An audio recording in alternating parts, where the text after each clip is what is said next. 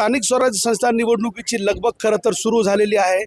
सर्व पक्षांकडून खरं तर प्रचार पक्षांकडून शिंगेला पोहोचलेला आहे। पालकमंत्री मेघना बोर्डीकर गंगाखेडला आलेल्या आहेत आणि आपण पाहतोय डोर टू डोर त्या फिरत आहेत।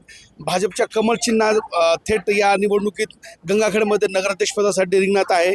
पालकमंत्री मेघना बोर्डीकर आपल्यासोबत आहे। दीदी, कसा प्रतिसाद आहे? गंगाखेड, जिंतूर आणि सेलू अशी 3 ठिकाणी कमळ चिन्हावर लढताय तुम्ही। खूप सुंदर प्रतिसाद आहे लोकांच्या मनामध्ये भारतीय जनता पार्टीबद्दल, कमळाबद्दल, पंतप्रधान नरेंद्र मोदीजींबद्दल आणि देवाभाऊंबद्दल आपुलकी आहे, उत्साह आहे आणि तो येत्या 2 तारखेला ते मतातून दाखवणार आहे। 7 नगरपालिका आहेत, मग आता भाजप केवळ 3च लढते। उर्वरित ठिकाणी काय परिस्थिती आहे? आम्ही 2 ठिकाणी शिंदे सेनेसोबत युती केलेली आहे आणि 1 ठिकाणी आघाडी केलेली आहे। तर पूर्ण जास्त जागा का लढले नाही भाजपनं? बघा, काही स्थानिक आतापर्यंत राहिलेला इतिहास, स्थानिक काही गणितं आम्हाला लावायची होती, त्यामुळे आम्ही पूर्ण जागा लढलेलो नाहीत।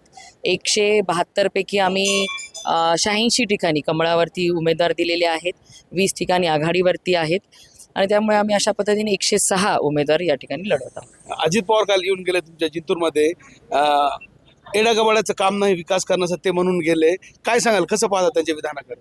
बघा, ते विधान खरं आहे, कारण की पंतप्रधान नरेंद्र मोदीजी आणि मुख्यमंत्री देवेंद्र फडणवीस साहेब जेव्हापासून ह्या राज्याचे मुख्यमंत्री झाले तेव्हापासूनच विकास काय असतो हे जनतेला दिसायला लागलं। आणि ज्या जिंतूर नगरपालिकेच्या बद्दल सभा घेण्यासाठी अजितदादा आले होते, त्या जिंतूर नगरपालिकेत सुद्धा मागचे 10 वर्ष त्यांच्याच विचारांच्या येड्यागबाळ्या लोकांच्या हातामध्ये सत्ता होती, म्हणून विकास झाला नाही। आणि अजितदादांनी हेही कबूल केलं की केंद्रातून आदरणीय पंतप्रधान नरेंद्र मोदीजी, आदरणीय अमितभाई शहा यांच्याकडनं आम्ही निधी आणणार आणि शहरांचा विकास करणार। कारण की अमृत योजना असेल किंवा म्हणजे स्वच्छ पाण्यासाठी, अंडरग्राऊंड ड्रेनेजसाठी किंवा नगर उत्थान योजनेच्या माध्यमातून केंद्र भरभरून पैसा देत आहे आणि त्या पैशाच्या माध्यमातून, त्या निधीच्या माध्यमातून शहरांचा विकास होत आहे। मग ते दादांनी स्वतः कबूल केलेलं आहे की केंद्रातील भारतीय जनता पार्टीच्या सरकारकडून पैसा शहरांच्या विकासाला येणार आहे। त्यामुळे मग मतदान कमळालाच करा, कशाला इकडे तिकडे जाता? कारण की शेवटी महायुतीतले बाकीचे पक्ष आहेत ते आमच्याकडे तर म्हणून दाखवत आहे लोक की क्यों छोटे भाजप को वोट करना, बडा हक का ओरिजिनल भाजप को ही वोट करना, खऱ्या भाजपालाच आपण वोट करू, कमळालाच वोट करू असं लोक सांगताय। कशाला उगा इकडून तिकडून हे करायचं? असं बारामतीचा उल्लेख केला त्यांनी, बारामतीमध्ये प्रचंड विकास झाला, मात्र जिंतूरचा तसा विकास झाला नाही।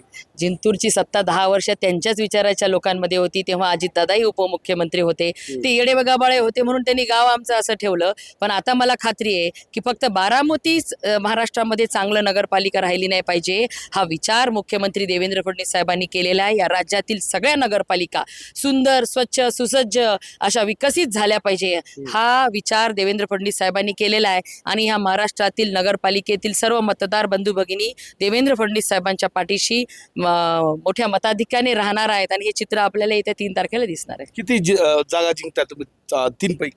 बघा, आम्ही 3 पैकी 3ही नगराध्यक्ष आमचे कमळावरचे निवडून येणार आहेत आणि 70 ते 80% आमचा स्ट्राईक रेट या ठिकाणी राहणार आहे। गंगाखेडची काय स्थिती आहे तिथे? रत्नाकर गुट्टे आहेत एकीकडं, दुसरीकडं काँग्रेस आहेत आणि महायुती या ठिकाणी झाली नाही, तुम्ही वेगळे लढताय दोन्ही।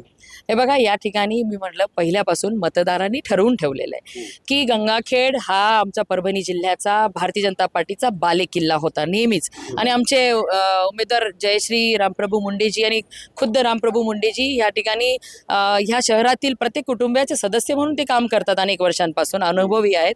आणि सगळेच सहकारी जेवढे पण आमचे भारतीय जनता पार्टीचे नगरसेवक पदासाठी उभे राहिलेले उमेदवार सर्व सक्षम आहेत, लोकांच्या सेवेमध्ये अहोरात्र ते काम करत आहेत आणि मतदार सुद्धा भारतीय जनता पार्टीला मानणारा मतदार आहे, त्यामुळे पूर्ण ताकदीने या ठिकाणी लढत होते आणि पहिल्या नंबरला पसंती ही भारतीय जनता पार्टीलाच गंगाखेड शहरातील मतदार देणार आहेत, हे सगळ्याच्या चेहऱ्यावरून आपल्याला दिसत आहे। मेघना बोर्डीकर होत्या। खरं तर जिल्ह्याभरामध्ये नंबर 1चा पक्ष भाजप असणार आहे, तर काल अजित पवार यांनी दिलेला जे वक्तव्य आहे त्याच्यावरही खरं तर या ठिकाणी मंत्री मेघना बोर्डीकर यांनी उत्तर दिले। कॅमेरा पर्सन सय्यद खिजरसह नझीर खान, TV9 मराठी, गंगाखेड, परभणी।